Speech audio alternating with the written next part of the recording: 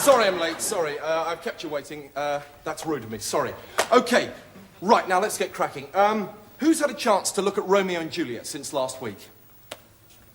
Anybody? No. Well, I know, you've all been busy. It's difficult to make time. But anybody at all? No. Okay, good. Right, so you're all coming to it fresh. That's probably better, in fact. Well done. Good.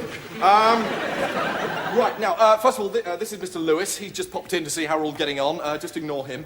Well, don't ignore him, but, well, here's an interesting one. I wonder, who can tell me what ignore means? Anyone tell me what ignore means? Nobody. Right. Okay. Ignore means, not to pay too much attention to something, not to be all that... Tony, wake up. Thanks. Not to be all that bothered by something. If you like, Tony was ignoring me just then, okay? So that's ignore. Right. Well, who'd like me to write it down? Should we write it down? Hands up, who'd like me to write it down? Ignore. No one. Okay, so we're happy with ignore. Good. All right, then. Oh. Yeah. Rosie, it's B-A-S-T-A-R-D. Yeah? Otherwise, good. Right, now, Romeo and Juliet. What do you think? Should we talk about it first and then read it, or I mean, hands up who'd like to talk about it first? No, okay, well, I agree. Let's just get straight in and read it, for heaven's sake. I always like to get them involved as soon as possible. Okay, so, Romeo and Juliet. Do we have a Juliet? Who'd like to read Juliet? Anybody like to...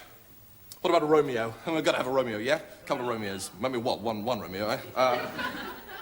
No, okay, fine. I'll read them both, because then you can get a chance to... This is Juliet speaking, right? Wilt thou be gone? It's not yet near day. It was the nightingale, not the lark, that pierced the fearful hollow of thine ear.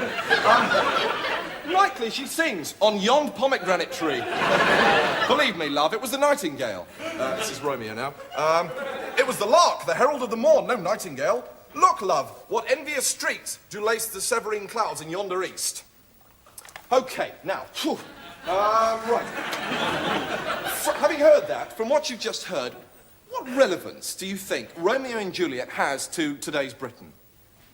Who thinks it's got any relevance at all? No one. Okay, right. So we think it's irrelevant, do we? Interesting. Right. So we don't think it's relevant. We don't think it's irrelevant either. Yeah. It's sort of in between. Yeah. It's in kind of a grey area. Now, it's interesting. Good. Well done. So why do you think Shakespeare wrote something that was in a grey area? What did he mean by it? Did he mean anything by it? Or maybe he's just being stupid. Who thinks that? Hands up those people who think Shakespeare was being stupid. No, so, all right, no, it was stupid. No, I was being stupid. So we don't think Shakespeare was stupid. But he was writing in a grey area. Why? All right, while you all think about that one, I'm just going to come out with an opinion. It is just an opinion, so you can all shout me down as usual. And that is that Romeo and Juliet is about love. We have love, we do love in today's Britain. So Romeo and Juliet, therefore, wasn't irrelevant. What do you think about that? Anybody agree with that? Right, no, so nobody agrees with it, but did anyone find it helpful at all?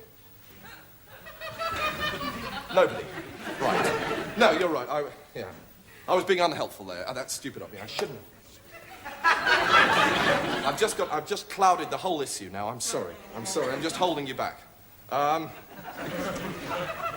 who'd like me to stay? I mean, hands up those people who'd like me to stay. Would you like me to...